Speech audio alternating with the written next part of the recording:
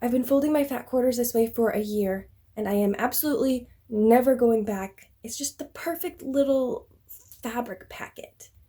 The raw edges are all contained and protected and tidy, and it's sturdy, it holds its shape, it's great for storage, and I just love it. I learned this technique from the Suzy Quilts YouTube channel. I'm going to do a bare bones demo here for you, but the original video has a ton more detail, more information. If you're interested in that, I'll link it in the video description. I 100% recommend it. Go check it out. Here's a pretty standard fat quarter straight from the quilt shop. I'm going to open it up and smooth it out just a little bit. And I want the wrong side facing up. I have the short side going this way and the long side going up and away. And then I'm simply going to fold it in half, right like that. Pretty easy. Now, when I first started folding this way, I would very precisely find the center and line it up on my mat and just take a lot of time figuring out the perfect width.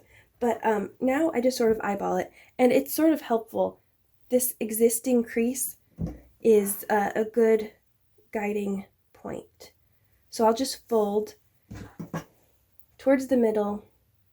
This part does not need to be perfect. Then I'm going to fold that in half. Again. At this point, with your folded edges down here and your selvage edge and your raw edges up here, line up along your bottom line on your mat. Now it's time for you to make a decision. How tall do you want your fabric packet to be? So I go for 4. I think 5 would work. 6 would be too big. So I'm going to find my 4-inch line here, make a little pinch, and fold it up. So that's what it looks like with 4 inches. Let's do 5. Here's 5. This packet, I don't think it would be as sturdy, but it would still work. So I definitely recommend 4 inches. Make the pinch. Oops. So this is how it should be looking at this point. You have your folded edges here, your selvage and raw edges here, and you're going to fold this flap into this top pocket. So ignore these flaps down here and fold into this top pocket. It might help to go like this and fold like that, and then come underneath and lift up that pocket and move it all around that way. I think that's probably the easiest way to start. You could also just go like this and make your pinch and your fold at the same time. You figure out what's comfortable for you and what gets the best results, and then stick with it. So I just want to set some reasonable expectations. It probably will not work out perfectly the first 2 or 3 times you try this. Don't feel bad. It's a little bit of a learning curve, and just take it apart, start again, and you'll see it becomes easier and easier every time you try. If you don't want to fold these at your cutting mat, let me share a quick tip with you. You can cut out a little template. So all you need is a piece of cardboard.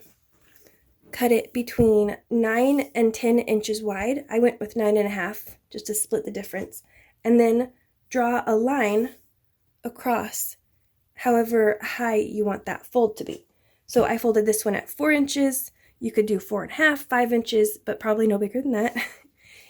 So let me show you what that looks like. Here's another fat quarter, straight from the fabric store. I'm going to smooth a little. Then I'm going to fold in half. Okay, so that is the same as the first way. But then bring in your template and try to center it if you can. And then you're going to simply fold like so. And you notice this way there's a little bit of a gap. That doesn't matter. Now slide the template out, and then you're going to fold in half protect those raw edges.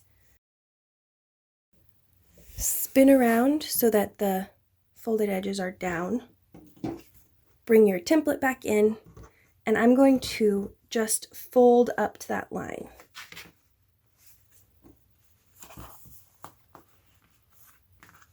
Might need to adjust here and there, and then remove your template again. And then just like before, fold, reach down, and tuck. And then there you've got your perfectly folded fabric packets. Love it. If you want to see how I fold my yardage, check out this video here. You'll see the whole beginner learning process that I went through, and you'll see my first attempts at this little fabric packet method.